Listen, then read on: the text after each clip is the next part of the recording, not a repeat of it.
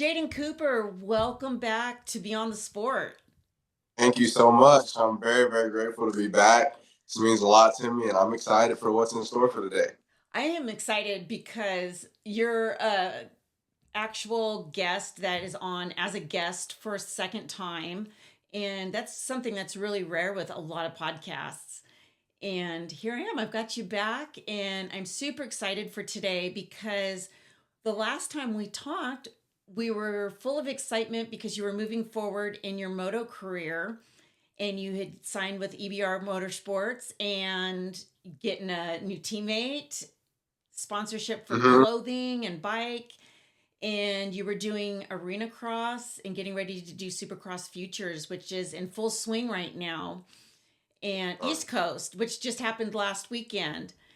And Hmm. um, when I was following you through Instagram, you had a post recently that really fits this category podcast, and that was you talking about God in this moment in your life. So we'll get to that in a few minutes because I'm super excited about what you had to say with that. And I want our fans to understand that there are people out there that really, when it's good, they're praising God, and when it's bad, they're praising God. And I won't say it's bad for you right now, but you're in a slight valley for the season right now, and we want to talk about that in a few minutes. But you just got signed to a new team to start out your professional, semi professional career, and you started out arena cross and you made the main in your first four events. Hmm. Congratulations on that challenge. I know that's not easy. No, not at all. It's dog eat dog out there. It's crazy just racing those competitors that are very, very experienced, and you have to learn. And just making it to the main is a feat itself. Qualifying is a feat itself because everybody's so close. The track is so small. So to be able to make it into the mains and learn from those guys, it was an honor. I'm grateful for all the stuff that I learned throughout the rounds. So I was able to get. So there's a really steep learning curve for arena cross at the professional level. Yes, ma'am, for sure. So going into it, I'm watching it on TV. I've watched it growing up a lot, and I see it. I'm like, oh, it don't look that bad. Okay, like I get it. They get into each other a little bit, bar banging. I'm like, that's fine. It's motocross. But when you get there and you do track walk, I was doing track walk, and the whoops. I'm not even kidding. So I'm like 5'9", 5'10". I give myself 5'10", and the whoops come up to about my waist, and I'm like, Wow. have to hit these? Like, there's no way.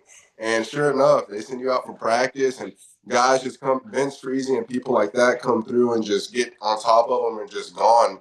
And I'm trying to come through it, and I'm getting on top of them pretty well because I just had no fear. But I got humbled a few times, but it's part of the learning curve, and just being with those guys that are such good caliber of riders, it was great, but it was also really, really fun. Did you ever ride arena cross as a young child or a younger rider? No, ma'am, not really. I did one arena cross when I was on 65s, but the 65 me compared to the me now were two totally different people. I Yeah. was actually extremely terrified of everything when I was on the 65, but now it was still a little scary going to that arena cross, but I was willing to have more of a challenge. I was willing to accept more of the challenge and go after it a little more. So I haven't done too much of it. The 65 riders ride the same courses as the 250s and the 450s. And so a lot of those jumps and whoops and even the ruts that can build up are just as big. Yes. It's the same track, so they don't get a break just because they're a smaller bike. Yeah. We did a lot of arena cross younger on. My son does. It's not his favorite thing. So, and then he did do one of the ones in Iowa where you go and you have to try to qualify to get to the main show. But those little 65s ride those the same track as those professionals do, and those it's so small in there. People don't realize it's a small track even compared to Supercross. It's a smaller track distance wise and width wise, that they fit a lot in, so they make it bigger. Yes. Yes, no, for sure. It's crazy. You've seen the 65s come over and jump the finish line because finish line's a pretty big jump. Yeah. It takes up like half the arena, the finish line itself. So to see 65 jump the jumps like that and the rhythms and get to the whoops, I'm like, if that was me, I wouldn't even race. I would just look at it and be like, yeah, there's no way, or just roll over everything, go ahead home and not do it again. But it's crazy. I have a lot of respect for those riders. It's awesome to see though. It's evolving. It is. And, now that you're older, though, you've got more experience under your belt and doing those kinds of things, especially as you're training for the Supercross series and stuff. Yes, But, man. but you're in a weird situation right now. You belong to a team, you were doing great. And then what happened? Well, yeah, it was going pretty good. It was going well, and I was out in Alvord, Texas, at Oak Hill Mm-hmm. and cross track, and it was my first time out there. And people were telling me kind of all day, this is the gnarliest the track has ever been. Like, cause it just rained, there's ruts everywhere, Mm-hmm. and there was a rhythm section. You'll go table over single, triple, triple, and then double into the corner. And we're going into some sprints. And I went table over single, and I hit the triple like twice before, but it was a little muddy in the transition, and I gave it a little too much whenever I felt my wheel spin. But I still went super far and landed on the face of the quad, Oh, and it hit me in my gut. The bars the hit me in my gut, bars. and then just threw me off the back of the bike, and I landed smack onto my back. And honestly, the scariest part about that, I really thought I was paralyzed because I couldn't move for a good little while. So by the grace of God, I'm very thankful I'm still able to walk and be in my right mind after that. So it was crazy. Yeah. Was it a training session or just a ride day? That's actually a good question. It was a little bit of both. It was really a ride day, but we're so competitive. We make everything. There has to be training or some type of sprint form where you're You're combating. working it. Yeah. You're working it. It wasn't all for fun, but you were having fun doing Exactly. it. Yeah. When you land on your back, you get that. Somehow it sends your body into that shock. And were you able to breathe when it happened, or was your breathing restricted too? Breathing was completely out the picture. I was just like the Is it? whole time. You didn't find that more scary than feeling like maybe you're paralyzed? No, the paralyzed scared me bad because the first thing I do whenever I crash, especially on supercross tracks, Well, you got first to thing I do roll off the track. roll off the track, but I couldn't do anything. I couldn't feel anything. I was like, what is going on? But then it finally came back, maybe like 20 seconds later, but that's a long time. So I was scared. I got bucked off my horse a Mm, long time ago, and same thing. I landed flat on my back, and I couldn't move and couldn't breathe, and that was the longest 3 seconds of my life. I don't know how many seconds it was, but it felt like an eternity because you can't move to roll over, you can't mm, inhale. mm. Yeah, but I didn't have to worry about bikes coming and running me over. I just had to worry about getting back on my feet and getting back on the horse. But for me, it was the breathing. I'm like, I'll survive in a wheelchair. Just let me breathe. I agree, You're right? you're like, I want to move because your next step is somebody's coming over and hitting you, and hopefully they had some good flaggers out there that day or something to keep the track safe. It's been a while Yeah, since I've been to Oak Hill, but it's a big it's, track. It's a big track.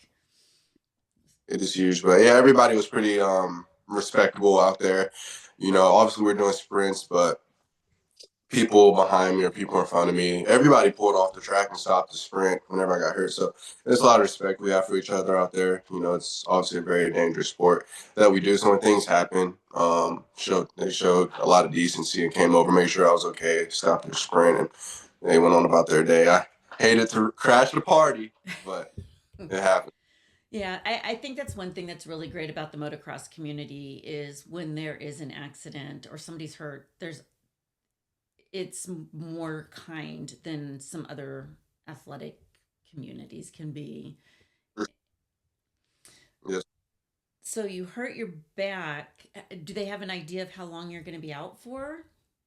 Well, I honestly thought whenever I went to the doctor, I'm gonna say 2.5 weeks ago, I thought my doctor was gonna release me not to ride, but to do more things. But he looked at it and said, "Nope, it's still broken. Your T7 and T8 is still broken and fractured.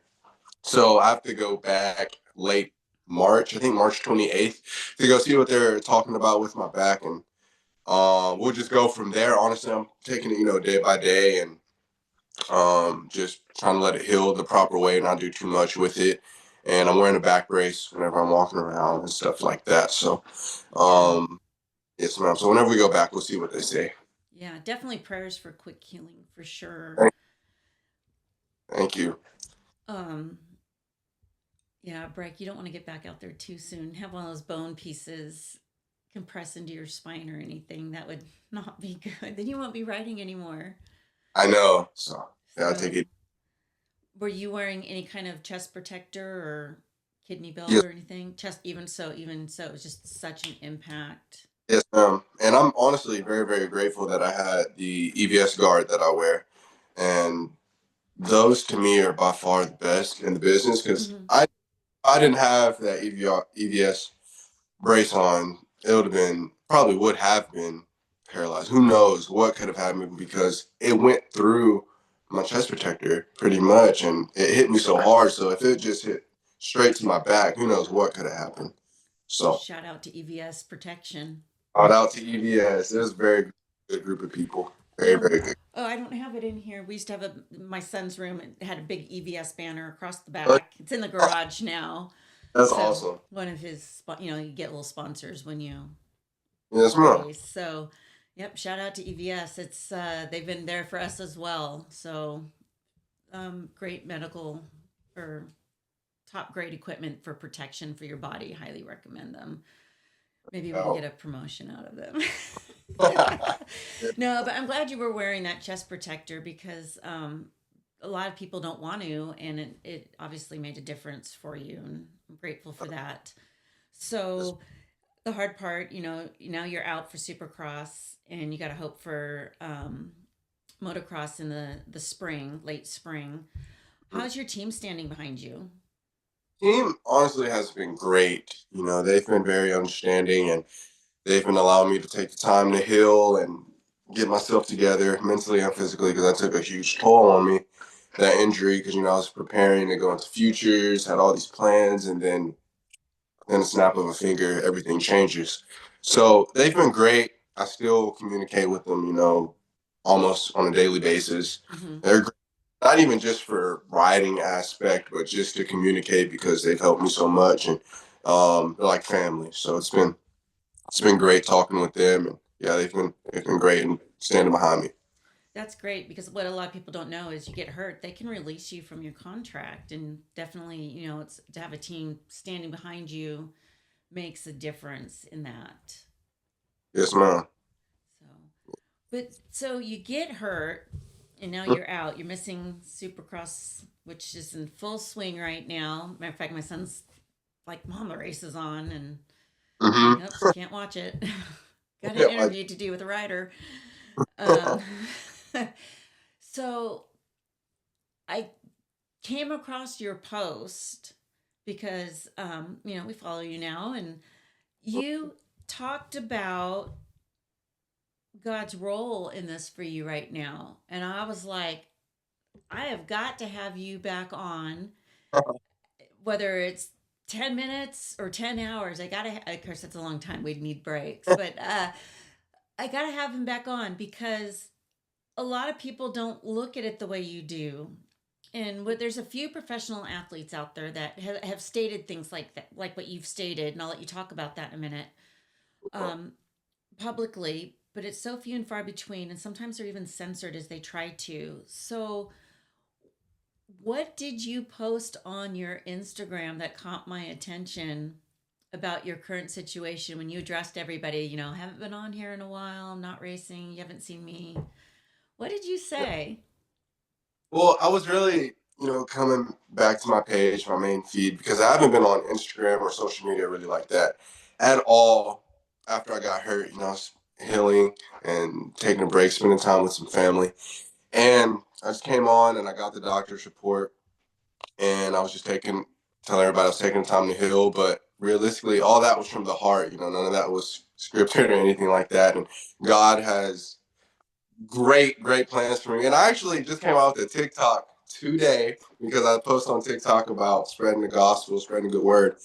And I was saying today actually that God doesn't give you what you want whenever you want it, but he always gives you what you need. And you're not going to realize that in the exact moment, but later on down the line in life, you will realize that if God didn't have that happen, you wouldn't be where you are in that current situation, in that current state later on down the line. So I'm just trusting God's plan because God has brought me through everything. I can't say so much. He's brought me through everything, and I'm continuing to let him guide me and lead me on the right path because without him, I'm nothing. I'm absolutely nothing, but with him, I have everything I need. So just addressing that to the people, and no matter what happens, God's got me.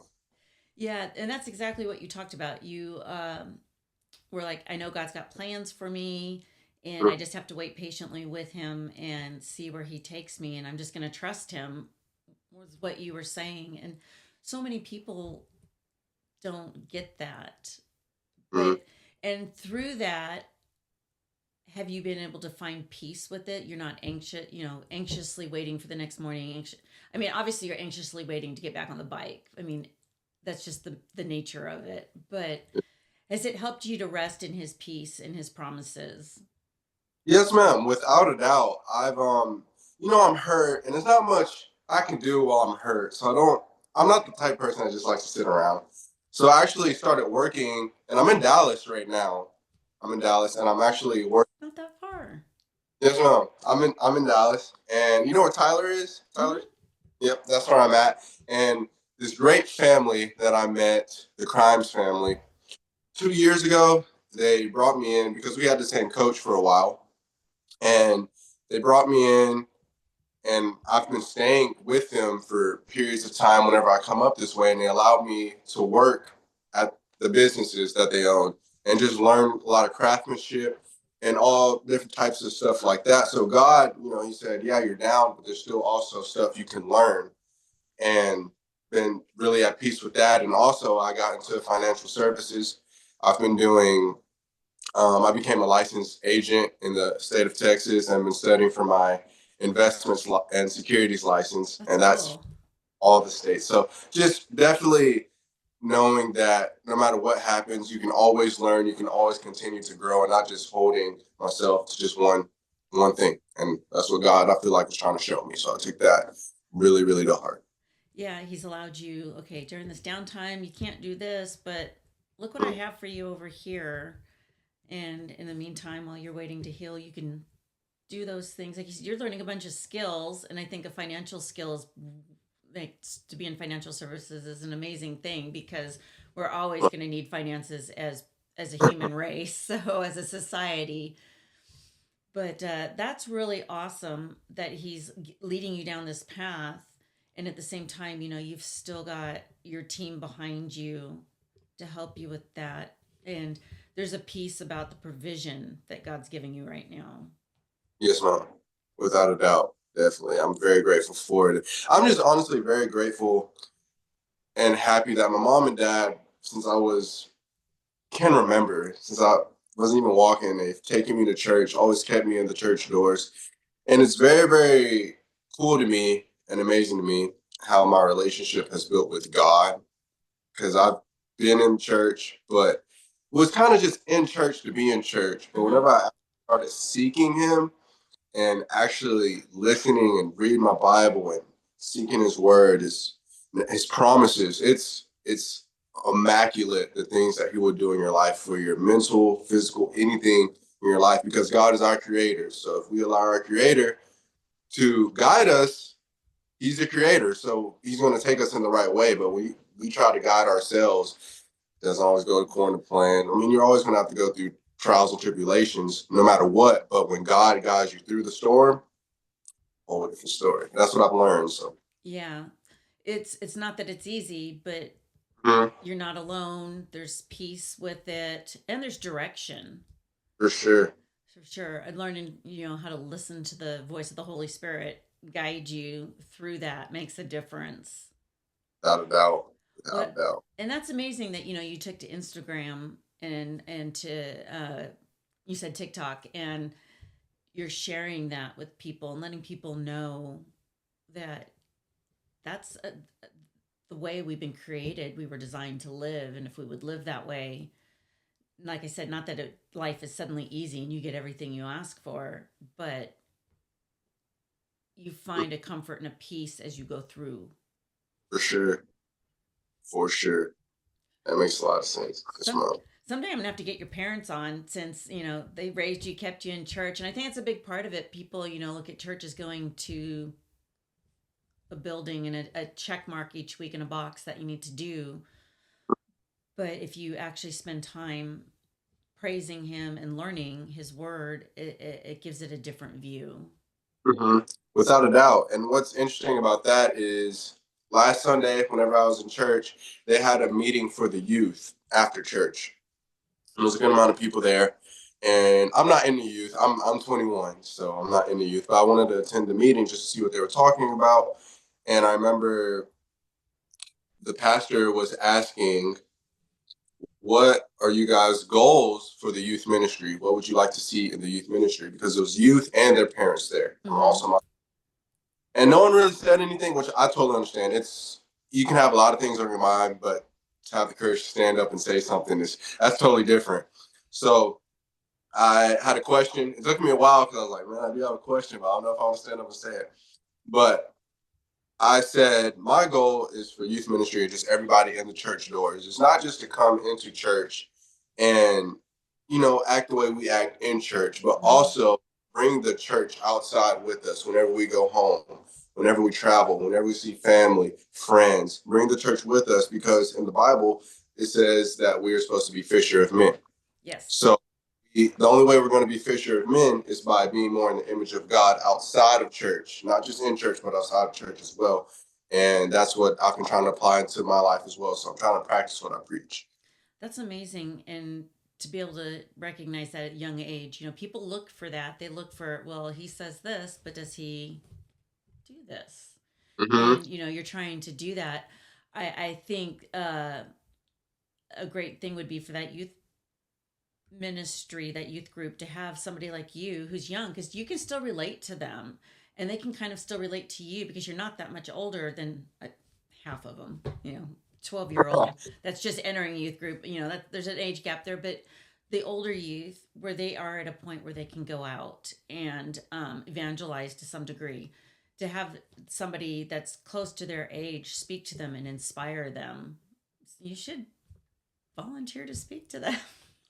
Yes, well, I might actually. It might come around. And actually, that's funny you said that too, because the church actually found my TikTok and they direct messaged me on TikTok and they were saying, they would love for me to be more involved and use me for different announcements and all types of stuff and help with the whole ministry as a whole, which I'm grateful and excited to be able to do that, because I love church. I have a fire burning for Christ, and to be able to lead into that, step into that is it's awesome to even just have the opportunity. So all glory to God for that. Yeah, and spiritual gift. That could be your spiritual gift, is inspiring other people your age to step outside the church walls and live what Yes, there's ma'am. living inside the church walls, because not a lot of people do that. I mean, people, and I've got my own failings at times. I step outside the church walls and I failed too. But they really live one way inside the church walls and live a different way outside. And um, when they can see something like how you live outside and you're with them in the church walls, and they can see how you're living outside the church walls too, that can be a big inspiration to them as younger kids. And we're at a point where the younger generation is the generation that we need to bring up with the knowledge of Christ, and practicing what you preach and evangelizing to the world, as we're called to do in the Great Commission. And go out and fish for other people. 100%. So, and I think you are in a great position to do that. You've got a following on Instagram and TikTok. You are in a sport that is followed by tens of thousands of people, and they do follow the up and comers. I mean, we watch Loretta's every year and see who's winning the races and Uh, who's moving up through the ranks. And so, how many, if it's just, this little family, how many other little families for follow sure. this stuff? And you're at the track and there's ministries at the track, and just with Hmm. within your range, your co-competitors can see it and be inspired by it. I mean, do you talk to your teammate or any of your have you talked with any of your co-competitors at any of the races about Christ at all? Yes, ma'am. All the time at all the races, all the practice tracks. I'm always talking about God. And what's so cool is how I see them talking about God.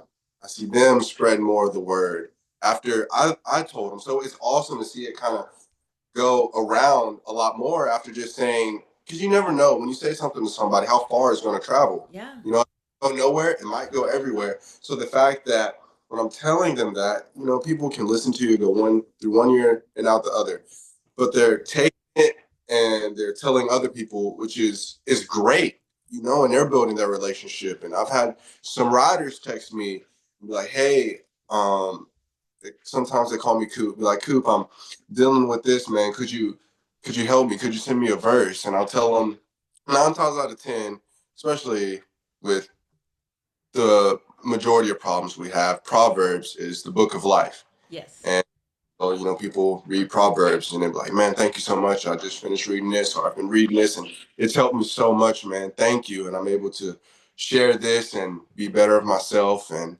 it's great. It's great. My Zoom thing's telling me we're running out of time. No, I'm not upgrading. And that's awesome because I think that, like you said, we never know how impact, but people know that they can reach out to you and do that. Hey, pray for me. What's a verse? They can reach out to you. So already you're setting an example for them at such a young age. And I think that's really, really awesome. Thank you so much. And Thank I you so was sorry to hear about your injury, but I'm so joyful about the way you're handling it. Yes, ma'am. Um, Thank and that's why I wanted to talk to you again. So you could share that, actually, I wanted to get a clip of it and incorporate it into the podcast with you. you. Oh, that's awesome. Yeah, so I'm gonna figure out how to do that. Steal it off Yeah, your Instagram page. But I just I was so impressed because you don't see that very often. You see the anger and the frustration and the lashing out, and then they usually don't post that on Instagram, but they have it. for sure. So I'm just gonna pray for your healing and that you can get back to some motocross since it's going to be outdoor season coming up. Um, have they been talking plans for outdoor? Well, it all depends, really. We've actually had a few talks, but it all depends really on how my back heals. Okay. That's We're just playing it off of that and not making too many plans because, like I learned, and like I said, everything can change in the snap of a finger. So the doctor, I can go there and he says, "Hey, you're good to go," or he can say, "Oh man, you're good to do more stuff, but let's give it a little more time." So I don't want to just jump into that pool fully without knowing really what's going on. Under 100%. Understandable for sure. Yes, man. Understandable. Well, I thank you for taking this little bit of time out of what seems to be a very busy schedule. I mean, I know training kept you busy, but it sounds like you're even busier now that you're not riding. I'm pretty busy. I go to work during the week from 8 to 5, then I get off, shower, and then from 7 to 10, I'll work on building, my business with the financial services. So it's a lot, but too much is given, much is required. Yep. Well, may it be blessed. May it be Thank blessed. And you as well. we definitely have to get together. I mean, we're so close, but so far away. When you get back to riding again, because you're going to get back to riding again, we'll Yes. have to come out there and do some filming and some Okay. pictures. I really would love to get some film and pictures for you and get video put together. That'll be so awesome. Seriously. I'll definitely let you know. Yeah. Well, you take care of yourself, and thanks again for giving us this small snippet of your day on a weekend, no less, which is a beautiful weekend, especially Yes, with ma'am. It sure is. the last couple days and then the next couple days, we got this beautiful day and you're inside doing this. So thank you so much. Thank you so much. Seriously, I'm grateful to be a part of this, and God bless you and your family. Thank you. You too. And I look forward to seeing you back on that bike. Sounds good. I'll definitely let you know the next time I'm up here riding, and so that way Okay. we can get. Yeah, Oak Hill, River Valley. Oak Hill would probably be the one. Village Creek. Let us know. We can. That's not too far. Yes, ma'am. We'll do. Okay. Have a great rest of your weekend. Thank you. You as well. Thanks. We'll talk to you later.